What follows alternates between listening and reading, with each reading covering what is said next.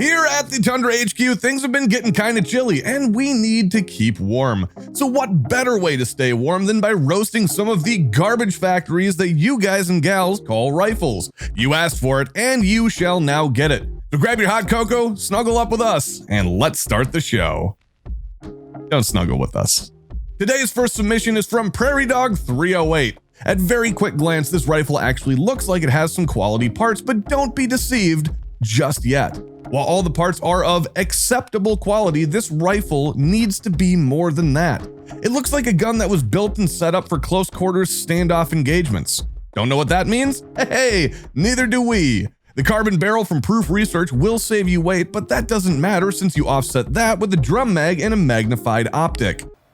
Go! The weight savings, well, that wasn't enough. So you slapped on what appears to be a bipod from an old MG42 that you found in the bargain bin at the Army-Navy surplus store. Accuracy by volume is a real thing, but accuracy by precision, well, that's just not. Your choice of a Strike Eagle 3x18, and yes, I said 18 folks, would only be a good choice if you had the same optometrist results as Mr. Magoo. Hey buddy, if you can't hit your targets on low power settings, then increasing the magnification, well, that's only gonna allow you to see your misses better. But at least he's got backup iron sights, which are completely useless since the rear sight is mounted directly under the scope. That's a rookie move.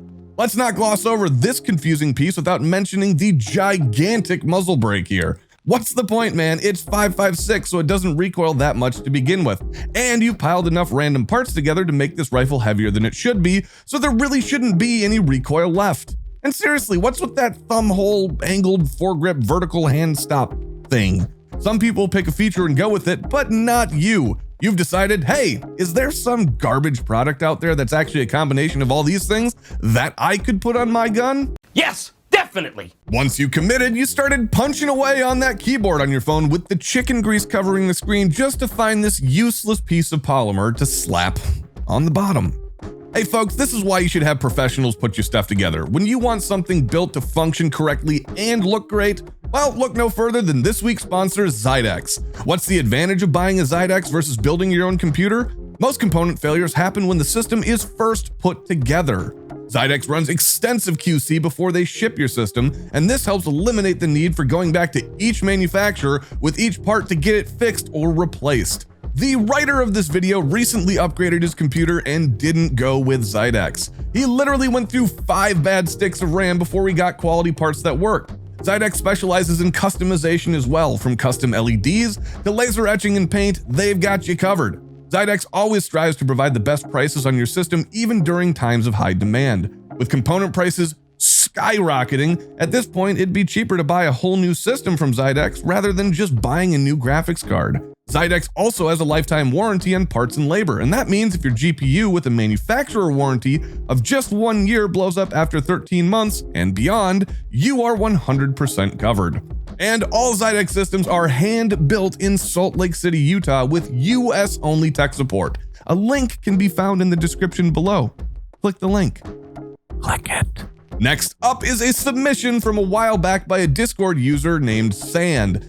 Okay, this Ruger Mini 14 isn't gonna need much roasting as it was manufactured as a dumpster fire to begin with. The optic and olive drab green stock make me think that you were trying to make an M21 clone? That's the equivalent of trying to make a small turd look like a bigger turd. Now let's talk about the optic for a minute. A Vortex 4x12 is just as much overkill as the last submission. A 4x magnification is the highest you could possibly need for any degree of accuracy, since anything past 100 yards with this and the accuracy is comparable to Michael J. Fox with a slingshot. What? Jesus! That was brutal. Oh wait, I see here you installed the AccuStrut barrel stabilizer. Man, if your barrel isn't accurate or stable from the factory, then I wouldn't be shooting it. Let's see, Walmart sling, there's a poor joke, blah, blah, blah. Oh, and the most disgusting thing about this is the 10-round compliant magazine. Now, the writer of this video has a certain sympathy for these types of atrocities, as he used to live in a restrictive state too. But he manned up and moved. You should do the same. What the hell is that? Oh my God, Shadow 99680. 688 submitted this the other day because I guess if he has to look at it, then Jesus Christ, so do we. That thing is awful. This bastard of a budget build is on an 80% polymer lower with a blemished BCA upper. Excuse me. Now, I suspect this runs about as well as that one friend your mom has named Steve that you suspect is a pimp. A polymer 80 lower is the kind of thing that makes us think that you don't care about reliability or the current health status of your dog anymore. The blemished upper says looks were never important to you for this build in the first place. The Keymod handguard seems to fit well with the tack sack that I suspect will eventually be thrown on here. A linear comp from eBay because, well, I guess that's one way to mitigate the intense flash and concussion from those overpowered 9mm rounds coming out of a 16-inch barrel. God forbid you don't have a precision stock on that 9mm elite level sniper rifle that looks like a blind raccoon designed it. You have no optic or sight to match that cheek riser to yet, but you'll get one, and I'm sure it'll be here from wish.com in no time. Could we even do a rifle roast without showing off some horrid poverty pony build? Nope. So here it is. Ninja XD47 sent us in this pile of parts. For those of you that have played Escape from Tarkov, this looks like a gun built by using only parts you've collected in your stash. Nothing matches anything else on this rifle besides the pistol grip and the stock both being from Magpul. How original. The upper and lower are so different, they aren't even the same color, and I'm pretty sure that wasn't intentional. A quad rail secured by a delta ring isn't something people are doing these days because, well, both of those options kind of just suck. Hey, speaking of things that people aren't doing anymore, a single point sling just screams I'm never actually going to transition from my rifle to my pistol more than attaching something that ensures your rifle hits you right in the no-no square as soon as it swings free. And that 42-round Pro Mag is bound to jam up on you more than a Yankee Marshall fan's 1911 at an IDPA match. A decent muzzle brake has been attached to this build that I suspect is to dampen the recoil and try to keep that 3D printed angled foregrip from breaking and slicing up your favorite alone time hand. With the money you saved on everything else in this build, we are so disappointed to see a SIG MSR red dot, but at least you've got backup iron sights that are canted, I guess, because you don't really realize that a lower 1/3 co-witness is a thing and it works. Congratulations, this is honestly one of the worst mashup of parts onto what we are led to believe is a functioning rifle.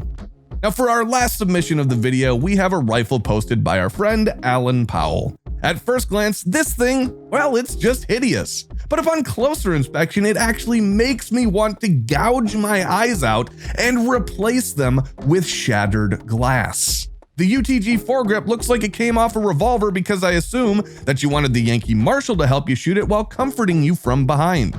The amount of money spent on the EOTech 512 and Vortex magnifier just to have the option of 1x or 3x could have been spent on an LPVO where you'd have 1 to 6, 1 to 8, or even 1 to 10x power and everything in between.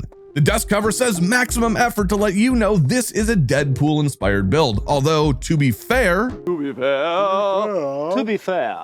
most of us would have known this because it looks like rotting cancerous mutant flesh covers the entire rifle. I had my Tundra photo analysis department look at this, and after enhancing the photo, we do see the Deadpool art that this was hydro dipped in and have to determine that it's still cringe. Overall, we give this rifle 2.5 chimichangas and the crisp high five your dad never gave you that led you down this nerd path.